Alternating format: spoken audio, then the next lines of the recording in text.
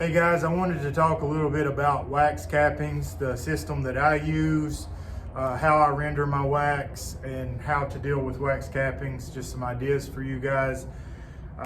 Firstly, if you're going to be making a lot of honey, you're going to have a way to deal with cappings. This is overlooked in a lot of conversations. We focus a lot of energy on extractors and uncappers, but fact of the matter is if you make a lot of honey, then you have to deal with wax. If you didn't know that, now you do. So if you run across any guys that they've got all kinds of honey and they don't have any way to render their wax or process their wax, then it's kind of a red flag for you if you're looking at that person to be the producer. So what I personally use is this 30-gallon man-laid tank. It could stand some improvements, and there are some improved models out there right now that I'm personally very interested in. Thorn Manufacturing has made a very similar wax cappings melter. You'll notice this has one valve. Okay, that needs to be different for a dedicated cappings rendering tank. That's fine for a bottling tank, which they advertise this as a multi-purpose, but it's really kind of a pain to do that. You can, but it's a pain. So you need two valves. When this wax renders down, it's going to be separated, and the wax is going to be on the top. The slum gum is going to be in the middle, and the honey is going to be at the bottom. If you put water, then it'll be honey and water at the bottom. So the reason that you need a second valve is so that you can find your level and you can pour your wax off very easily from your top valve, and you don't have to worry about where your slum is at. With this tank, the way it's set up, I get a lot of slum and particles, debris, and things like that in my wax when I pour it off.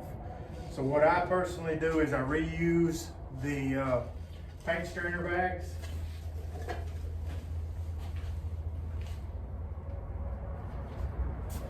I use these on my manifold for my bulk tank over there.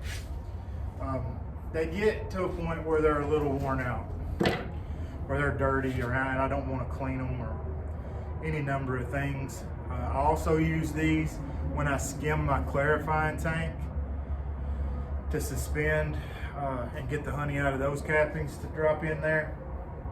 So when I'm done, this will drape into a bucket, and I'll pour off through this, pull it out, and then discard these. This will be the end of life for these bags. And that works okay. It's a real pain, and it takes a couple of times doing that to get good clean wax. I'll have to pour it out that way, then I'll have to render it again and pour it back through. It's probably going to take me 3 times to get acceptably clean wax. If I'm lucky and there's not a lot of debris or slum in there, maybe twice, but at minimum twice. So the Thorn is set up with the valve a little bit higher. Personally, I think it would do better being a little bit closer to the bottom valve, maybe somewhere in this range, and offset. So I think I would like to have it about 5 inches up and offset. And I think that would be ideal, and that would save me a lot of trouble. I wouldn't have to drain out my slum. I could leave my slum and let it collect over many periods of rendering. So I shovel the cappings into this tank. You can see that these are heaped up. So generally when I pull around 70 boxes. That's because I'm by myself most of the time. So 70 supers is a good day's work for me. It's also, if they're very full, around 4 barrels of honey and 200 gallons or so, which is what I have for storage tanks. It also gives me cappings that will fill this 30-gallon tank. Generally, it won't be quite heaped this high, but I had a lot of burr comb in this last extraction. So it's heaped up, but that's not a problem. I just set the lid on it, and as soon as it heats up, these are going to shrink down, drop, no issue. The lid will shut, and everything will begin separating it. For me, what I've been doing is putting a 5-gallon bucket of water in there. That way I get 10 gallons of honey water back out that I've been feeding back to the bees. So this last time, I cut the heat down a little bit, and I didn't put any water, and I poured off, I unplugged it and I poured off the honey. And it gave me what in the industry we call melter honey. Melter honey is basically a byproduct of the wax melting process. It's darker and a little bit caramelized. The flavor is not bad. It's not got a great fresh honey taste. It has more of a just a molasses type flavor. This I turned the heat down quite a bit. It's got a caramelized flavor, but it's not burnt, which was what I was really trying to avoid, and I was successful in that. But I think that if I keep playing with this thermostat, that I could adjust it down low enough that it will be a lot better flavor.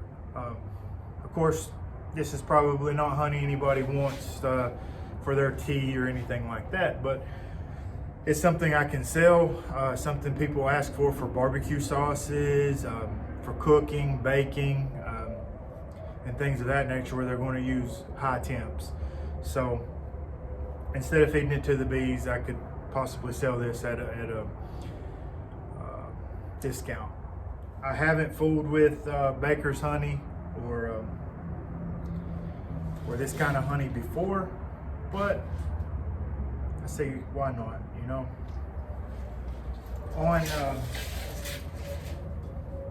On the tank here, you'll have your thermostat. Most of these don't have a knob, but they do have a little set screw, usually flat head, and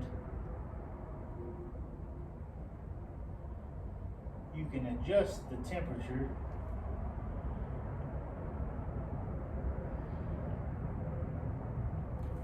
with that. Hopefully that's accurate. Now I'm trying to be as close to 160 because I don't think the wax is going to melt without it being that temperature. Going a little bit lower than that this time, since we do have this Reflectex on there to help hold the heat and everything, and I think it will spike. But hopefully that'll give us a little bit lighter melter. So that's something that I'm playing around with. So for cappings, guys, you can use the solar wax melters, you can use all sorts of things, but this kind of tank here, it does a good job when you're having a pretty good amount of cappings to process and deal with. Like I said, there are some improved models of these. There's some really nice square, some style larger models, but they're beyond my means and probably most of my viewers. So this tank here can be used as a bottling tank. If you don't have a lot of cappings and you just want to render them down that way and then convert it back over to a bottling tank, it's really not that big a deal, but you are going to have that slum and that nasty stuff in there that is really hard to get out, that baked propolis.